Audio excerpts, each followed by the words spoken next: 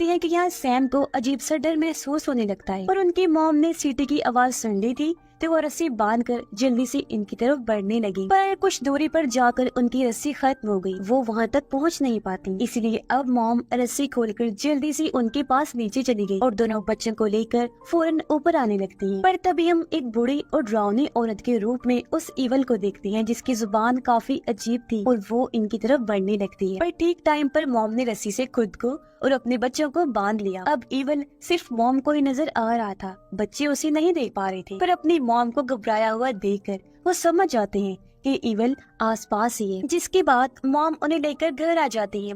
Mom को काफी गुस्सा आया हुआ था उन पर, इसीलिए वो चाकू लेकर दोनों को एक असूल दोहराने का कहती है। वो दरअसल चेक करना चाहती थी कि मेरे बच्चे को वो असूल याद है ना, क्योंकि अगर जो बच्चा असूल नहीं दोहराएगा तो इसका मतलब साफ होगा कि उस पर शैतान का साया हो गया है। पर दोनों के असूल कहने पर उसे यकीन हो गया कि शुक्र है दोनों ठीक हैं। लेकिन सैम का पैर काफी जख्मी हो गया था, शायद उसकी हड्डी टूट गई थी। अब मॉम ने घर में एक बेसमेंट जैसी जगह बनाई हुई थी जहाँ वो अक्सर अपने बच्चों को बंद कर दिया करती थी ताकि वो ईवल के बारे में ख्याल करे, उसे इमेजिन करने कि वो सच में है और उस चीज को सोचकर डर महसूस करें ताकि वो जिंदा रह पाए, क्योंकि डर ही इंसान को जिंदा रखता है। अब मॉम जब भी घर से बाहर बैठी होती थी तो ईवल हमेशा उससे बात करने, उसे फंसाने के लिए आ जाया करता था। जैसे कि आज वो उसके हस्बैंड के रूप में आता है बात करने, लेकिन मॉम उसे टाल देती है। जंगल में उस हादसे के बाद अब नॉलन का शक और बढ़ गया था कि यहाँ कुछ नहीं है और वो इस बारे में अपने भाई से भी पूछता है कि जब तुम्हारी रस्सी खुली थी तब तुम्हें अजीब महसूस हुआ था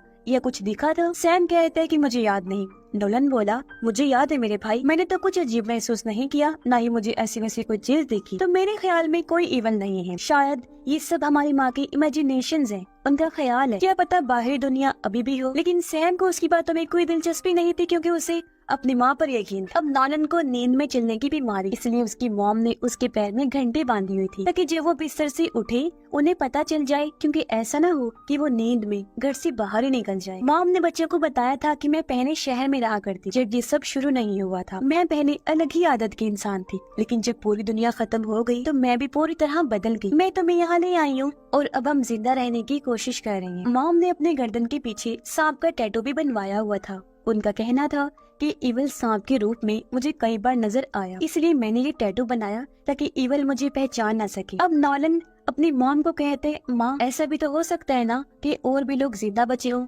आखिर हमारा ही घर कैसे खास हो सकता है? तब उसकी मॉम ने जवाब दिया कि बेटा तुम्हें तो शुक्र मनाना चाहिए कि तुम जिंदा हो और ज्यादा मत सोचा करो, ये घर ही हमारी हिफाजत कर सकता है। अब धीरे धीरे टाइम गुजरता गया और इनके पास खाना खत्म होने लगता है, इसलिए मॉम को मजबूरन दोनों बच्चों को पेड़ के पत्ते और शाखें खिलानी पड़ती हैं, जो हालांकि उनसे खाई नहीं जाती, लेकिन मजबूरन उन्हें वो खाने पड़ते हैं। अब एक दिन नॉलन को बुरा सपना आया जैसे वो इवल मुझे कुएं में खींच रहा है। उसकी जब आँख खुली तो रात हो रही थी और वो घर से बाहर था, वो भी बगैर रस्सी की, क्योंकि नींद में चलते चलते वो यहाँ आ गया था और उसे पता ही नहीं चल पाया। लेकिन उसकी मॉम जल्दी से बाहर आकर उसे अंदर ले जाती है। वो उसे सवाल पूछकर उसका इम्तिहान लेने लगी ताकि चेक कर सके कि वो शैतान तो नहीं बना, जिसके बाद वो उसे नीचे बंद कर दी ताकि उसे इवल का खौफ महसूस हो और उसकी आत्मा बिल्कुल प्योर हो जाए, साफ हो जाए, जो सोच मॉम की थी। लेकिन इस हादसे के बाद तो नोलन को पक्का यकीन हो जाता है कि कोई इवल नहीं है, अगर होता तो उस रात मुझे मार न डालता।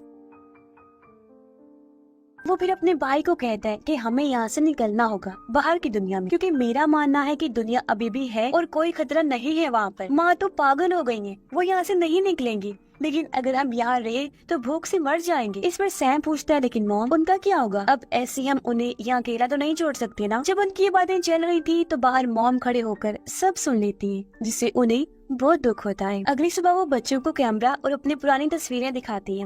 कैमरा से मॉम ने यहाँ अपनी और अपने बच्चों की तस्वीर बनाई। उन्होंने ऐसा इसलिए किया था क्योंकि उन्हें लग रहा था कि कहीं मेरे बच्चे मुझे छोड़ के ना चले जाएं। फिर वो अपने बच्चों को कहती है कि मुझे बड़े अफसोस के साथ कहना पड़ रहा है कि हमारे पास खाना बिल्कुल खत्म हो गया है, इसलिए अब हमें डॉग को ही मार कर खाना होगा। 1 महीने तक हम उसे खाकर गुजारा कर लेंगे। ये सुनकर नॉलन को बुरा लगा क्योंकि वो डॉग उसे बहुत पसंद था, इसलिए वो फिर से सवाल करने लगा। उसकी मॉम कहती है, देखा तुमने, ये सब उस इवल का काम है, वो तुम्हें हमारे खिलाफ कर रहा है ताकि हम तीनों को खत्म कर सके। लेकिन इसके बाद ना चाहते हुए भी मॉम डॉग को मारने के लिए अपना क्रॉसबो लेकर तैयार हो जाती है, लेकिन इससे पहले वो उसे मारती यहाँ नॉलन आ गया जिसके हाथ में चाकू था। वो कहता है, यहाँ कोई इवल नहीं है, मान ले मेरी बात। जो कहकर वो अपनी मॉम की रस्सी काट देता है और उन्हें ग्रीन हाउस में